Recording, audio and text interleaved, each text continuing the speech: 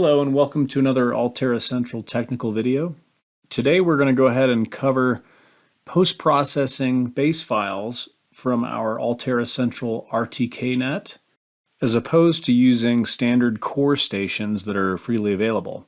Sometimes you're working in an area where the core station availability is not great, and you might want to augment that with our RTKNET.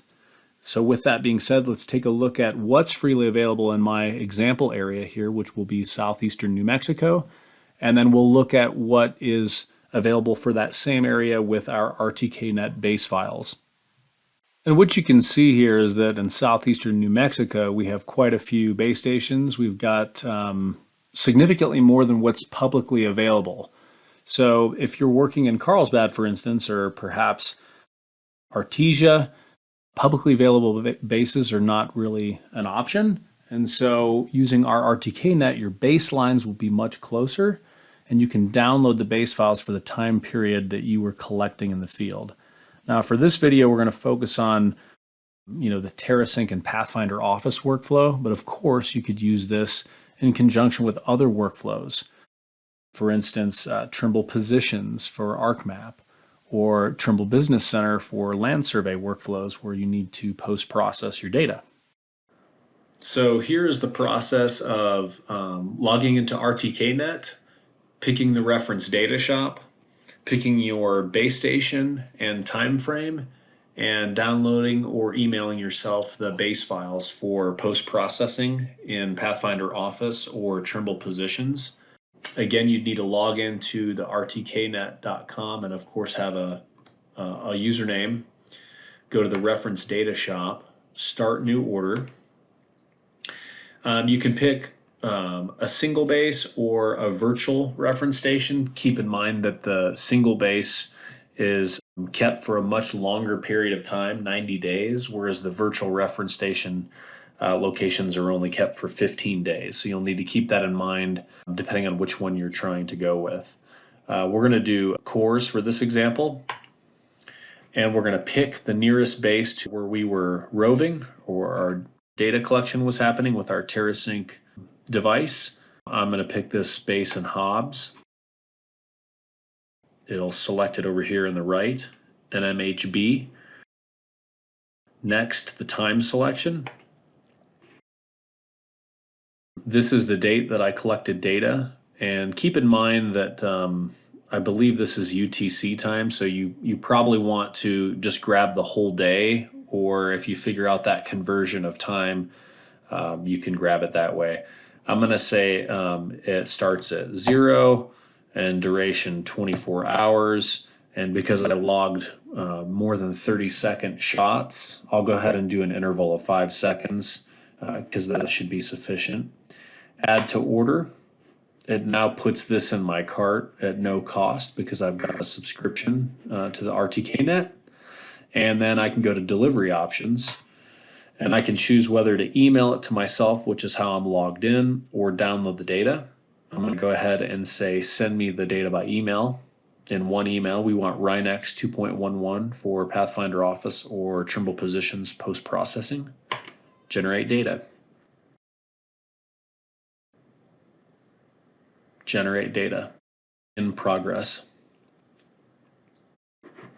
So here is the email that I received from the RTKNET.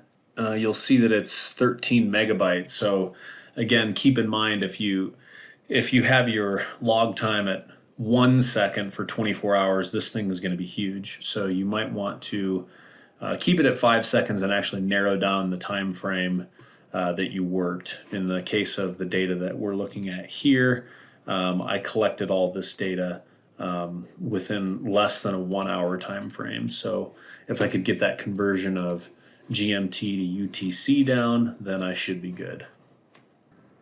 So we'll go ahead and download this zip folder here. We'll save it to my downloads folder, and we'll go into Pathfinder Office for this example.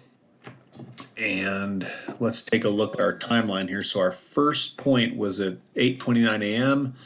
Our last point was at 8:44. So if I could convert that to UTC time, I can specify the window of the base files to download so that the file is not too big. Nevertheless, we'll go ahead and post-process this data, utilities differential correction.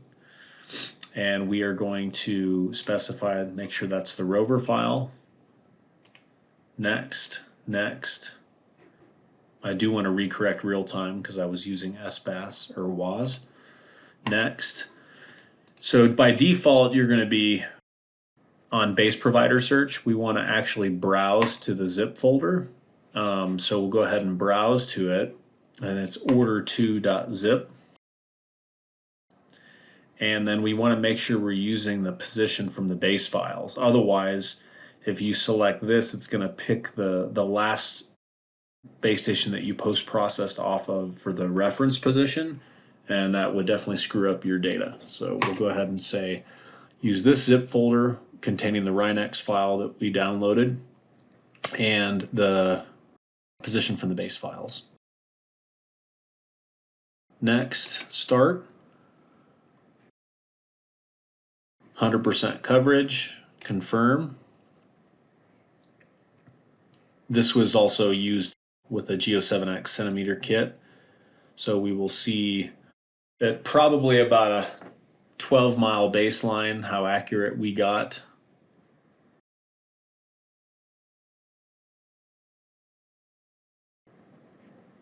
So 100% of our data was under 5 centimeters. Let's go ahead and hit close, and we can open up our corrected file. And looks like we are within an inch on horizontal and about under 2 inches vertically. Just pretty good at that baseline. If we wanted to check to see if we get better accuracy with the VRS base file, we could actually go back and download the VRS file. And again, that would have to be within 15 days of collecting that data. Thanks again for tuning in to another AllTerra Central technical video.